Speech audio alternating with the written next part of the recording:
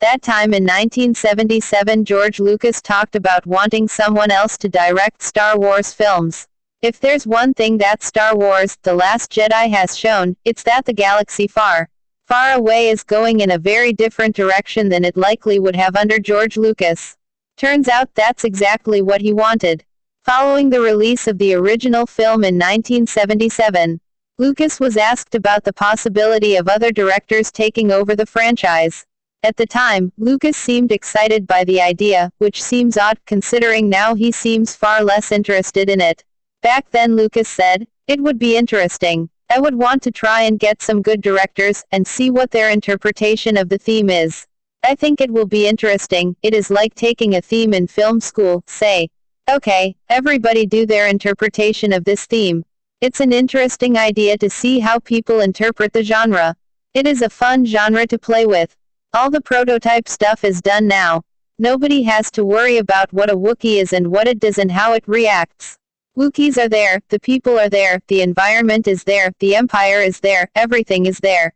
And now people will start building on it. I've put up the concrete slab of the walls and now everybody can have fun drawing the pictures and putting on the little gargoyles and doing all the really fun stuff. And it's a competition. I'm hoping if I get friends of mine they will want to do a much better film, like, I'll show George that I can do a film twice that good, and I think they can. But then I want to do the last one, so I can do one twice as good as everybody else." When it comes to the original trilogy, this is exactly what happened. After George Lucas directed the film that has come to be known as Star Wars: A New Hope, other directors came on to handle The Empire Strikes Back and Return of the Jedi. That was originally supposed to be the plan for the prequel trilogy as well. At least part of the reason this didn't happen is that everybody else Lucas spoke to about directing actually turned him down. Of course, starting with Star Wars: The Force Awakens, George Lucas hasn't been involved in Star Wars anymore. Others are taking on that responsibility. While back in 1977, according to Rolling Stone, George Lucas seemed okay with other people putting their stamp on it. Recently that hasn't seemed like the case. Lucas has been polite, but his comments always seem somewhat backhanded.